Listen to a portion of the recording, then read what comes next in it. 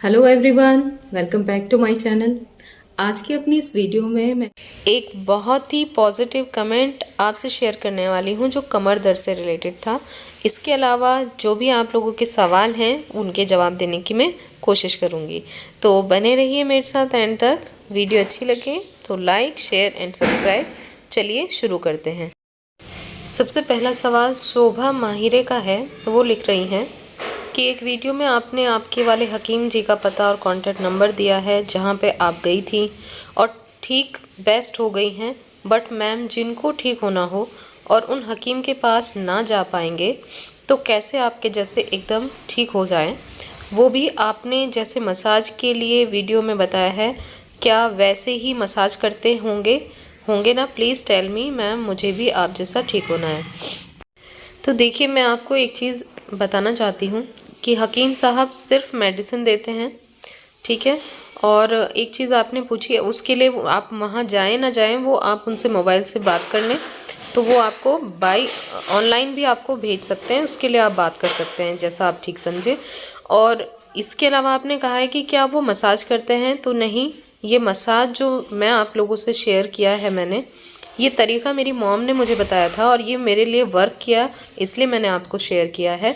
इसके अलावा जो ऑयल है वो ऑयल भी किसी और ने, मैंने यूट्यूब में देखा था, किसी ने बताया था वो, तो वो मेरे लिए बेस्ट रहा और इसलिए मैंने उसकी रेसिपी आपसे शेयर की है, ठीक है।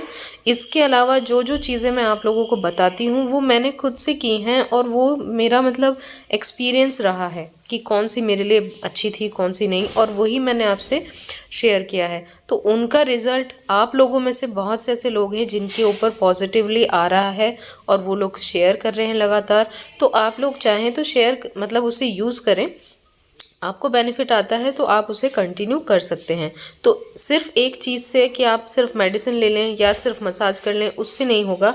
आपको कई चीज़ें करनी पड़ेंगी जिसमें परहेज़ सबसे ज़्यादा ज़रूरी है।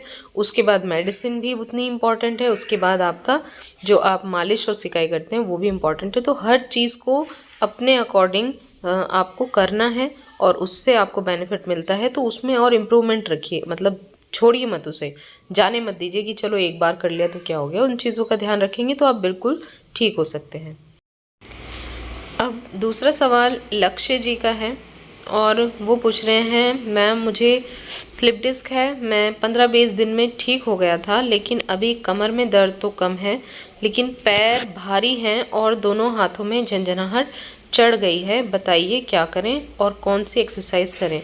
तो एक्सरसाइज के लिए तो मैं ये कहूँगी कि अगर आपको एक्सरसाइज किसी फिजियोथेरेपिस्ट ने या डॉक्टर ने सजेस्ट की है और उससे रिलीफ मिल रहा है तो आप वही करें।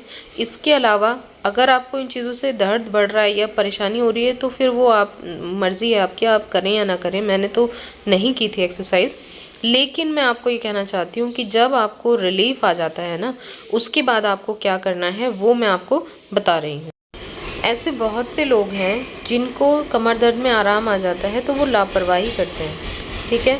और वो लापरवाही क्या होती है? वो होती है कि भाई कमर में तो दर्द है नहीं तो इसका मतलब मैं ठीक हो गया हूँ या हो गई हूँ और मैं बाइक पे भी चल सकता हूँ, मैं सीढ़ी भी चढ़ सकता हूँ, मैं झुक भी सकता हूँ। सबसे ज़्यादा गलती यही करते हैं कि नॉर्मल जो पहले जो आप काम करते आए थे वो फिर से एकदम से स्टार्ट कर देते हैं लोग, तो उससे आपकी प्रॉब्लम बढ़ सकती है। और जब आप कह रहे हैं ना कि दोनों पैरों पे भारीपन महसूस हो रहा है, झंझनाहट हो रही है, तो इसका मतलब है कि आप मोटी नर्व पे प्रेशर आने के चांसेस बढ़ गए हैं, या हो सकता है कि प्रेशर ऑलरेडी आ गया हो। तो भले ही दर्द आपको अभी फील नहीं हो रहा है लेकिन प्रॉब्लम तो बढ़ रही है ना, तो आपको परहेज़ रखना है भाई साहब। अगर आपको दर्द में राहत आ गई है तो कम से कम 5-6 महीने आप झुकने का, वज़न उठाने का काम बिल्कुल ना करें। और फ़िलहाल के लिए जब तक आप ठीक नहीं हो जाते, सीढ़ी वगैरह भी अवॉइड करें, बाइक अवॉइड करें, ठीक है। खाने में थोड़ा सा परहेज़ कर लें जो मैंने बताया है, और मेडिसिन अपनी कंटिन्यू रखें। और इन चीज़ों का अगर ध्यान रखते हैं, साथ में आप कह रहे हैं कि आपको हाथों में भी झंझनाहट आ रही है, तो यानी गर्दन को भी आगे की तरफ झुकाना नहीं है। तो जिन जिन चीज़ों का मैंने आप लोगों को ऑलरेडी बताया है कि क्या क्या आपको यूज़ करना है, नहाते वक्त क्या ध्यान रखना है, सब कुछ चीज़ों को आपको फॉलो करना है, ठीक है, जिससे आपको कंप्लीट रिलीफ आए। तो आपका दर्द जा रहा है तो इसका मतलब आराम तो आने वाला है, लेकिन आपको ध्यान रखना है परहेज का, जिससे कंप्लीट रिलीफ आपको मिल सके। तो उम्मीद करती हूँ आपको समझ आई होगी। आपको जितने परहेज़ मैंने बताए हैं उनके प्लेलिस्ट में वीडियोस हैं, वो आप देख लें और उन चीज़ों को थोड़ा फॉलो करें तो यकीनन बहुत जल्दी आपको पॉजिटिव रिज़ल्ट मिल जाएगा। घबराना नहीं है, ये ठीक हो सकता है। ठीक है जी। अगला सवाल ममता बेलवाल का है। वो कह रही हैं कि मेरी गर्दन में 2 साल पहले बहुत दर्द हुआ और अब काफ़ी कम हो गया था, बट अब मेरे दोनों हाथों में बहुत दर्द हो रहा है। फिंगर्स में ज़्यादा दर्द है। मैंने एमआरआई भी करा लिया है, सब कुछ नॉर्मल है। हाथों की नसों की जांच भी करा ली है, कोई दिक्कत नहीं, कोई कंप्रेशन नहीं है। मैं क्या करूं दी? 6 मंथ हो गए हैं हाथ दर्द को, प्लीज़ हेल्प मी। तो मैं ममता जी आपको एक चीज़ कहना चाहती हूँ, कभी कभी नहीं आपको एमआरआई में पता चलेगा कि कंप्रेशन है या क्या है। तो हो सकता है कंप्रेशन वैसे ना हो, लेकिन सूजन हो आपकी गर्दन में, जो नसें होती है ना उनके चारों तरफ डिस्क के आसपास, तो वहाँ पे प्रॉब्लम हो सकती है। क्योंकि गर्दन में दर्द आया था तो इसका मतलब आपको सर्वाइकल तो था, तो उसी की वजह से हाथों में दर्द आता है। आपको घबराना नहीं है, कोई एमआरआई नहीं, कुछ नहीं। आपको अभी किसी और चीज़ पे गौर ना करके सिर्फ उन चीज़ों पे ध्यान देना है जो मैं आप लोगों को बताती हूँ कि आपको गर्दन नहीं झुकाना है, नीचे नहीं झुकना है, वज़न नहीं उठाना है किसी भी तरह का, और गर्दन को नहाते वक्त भी आगे की तरफ बेंड नहीं करना है। आपको मतलब छोटी छोटी चीज़ों का ध्यान रखना है और हल्के हाथ से मसाज और सिकाई कर लें। और तकिया बिल्कुल ना लगाएं सिर के नीचे, आपको बेड पे ही लेटना है वगैरह वगैरह। जिन जिन चीज़ों का मैं बताती हूँ वो सब आपको ध्यान रखना है। इसके अलावा खाने में चावल आलू वगैरह थोड़ा अवॉइड कर दें और आप मेडिसिन कंटिन्यू करें। अगर आपको एलोपैथिक से रिलीफ मिल रहा है तो वो करें, नहीं तो आप आयुर्वेदिक या यूनानी ट्राई करें जिससे आपको रिलीफ मिलता है। मैडम मेडिसिन तो आपको लेनी ही है। तो इन चीज़ों से आपको धीरे धीरे रिकवरी होगी और आपको फिर इससे बाहर आने में मदद मिलेगी, आप कम्प्लीटली ठीक हो सकते हो।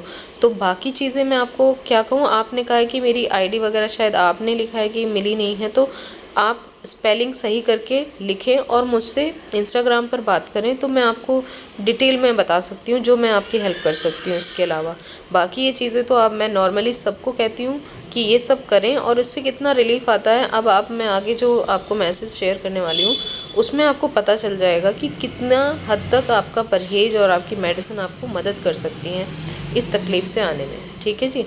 तो इन चीज़ों का ख्याल रखें, अपना ख्याल रखें, दूसरों की बातों पे इतना ना गौर करें।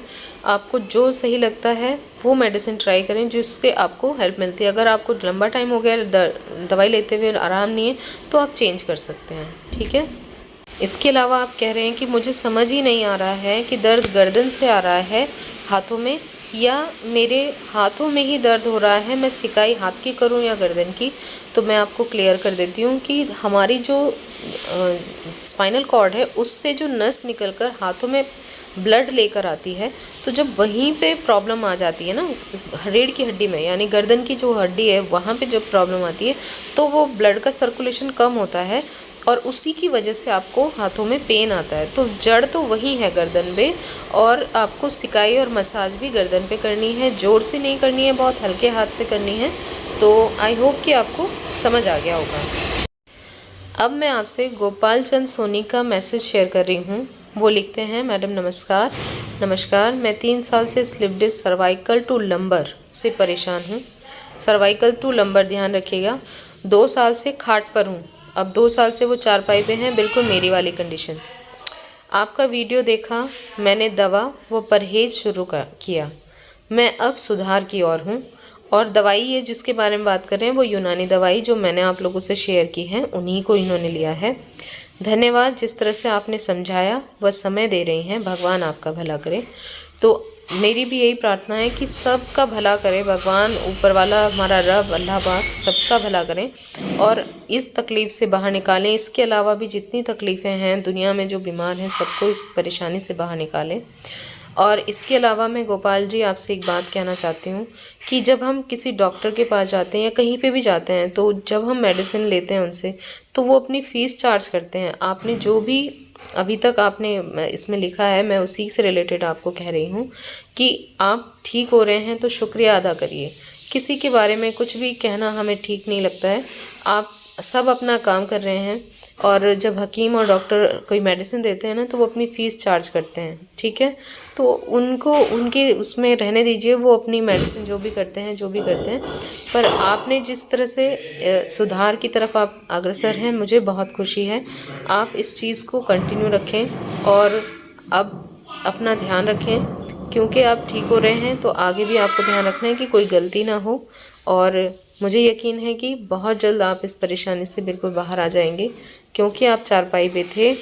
तो मुझे यकीन है बहुत जल्द आप चलना फिरना शुरू करेंगे, और उसके बारे में आप बताएंगे कि अब आपकी कंडीशन कैसी है। तो यहाँ पे मैं बता देती हूँ कि इनका भी रिव्यू वही है उन दवाइयों के बारे में जो मेरा था, कि भाई मैं चारपाई पे थी और मैं भी ठीक हुई हूँ, तो कोई भी ठीक हो सकता है। पर वो आपके अपने ऊपर है कि आप उसे कैसे लेना चाहते हैं। मतलब आप, मैं यही कहूँगी कि मेडिसिन अगर लेते हैं ना तो कंसल्ट करके लें, ठीक है, ताकि आपके अगर कोई अंदर कोई और परेशानी है तो हकीम या डॉक्टर आपको सही सलाह दे सकते हैं, है ना। तो आप अगर लेना चाहते हैं तो आप रिस्पॉन्सिबिलिटी पर ही लेंगे मेडिसिन को, वरना आप कंसल्ट करके लीजिए, मैं तो आपको साफ कहती हूँ। और गोपाल चंद जी की तरह जितने भी लोग इस वक्त बेड पे हैं ना और उन्हें उम्मीद नहीं है, उनके लिए ये बहुत अच्छा एक मैसेज है कि आप लोग भी ठीक हो सकते हैं। बस यकीन करें और आगे बढ़ें। हाँ, आपको परहेज करना है, वो आपके हाथ में है कि आप कितने हद तक परहेज कर सकते हैं। अगर आप परहेज नहीं करते हैं और मेडिसिन अपना काम कैसे करेगी, और फिर आप मेडिसिन को दोष देते हैं, चाहे वो किसी भी तरह की मेडिसिन है ना। तो आप लोग दवाई के साथ परहेज का खासा ध्यान रखें, मालिश और सिकाई करेंगे तो आपको चाहे कितनी भी बड़ी प्रॉब्लम इस वक्त है वो भी आपकी ठीक हो सकती है। बस आज के लिए इतना ही। आपका कोई सवाल हो तो आप कमेंट सेक्शन में पूछ सकते हैं। वीडियो अच्छी लगी तो लाइक ज़रूर करके जाएं और शेयर करें लोगों तक जिनको इसकी ज़रूरत है। मेरे चैनल पर नए हैं तो सब्सक्राइब ज़रूर करके जाएं। मिलते हैं नेक्स्ट वीडियो में।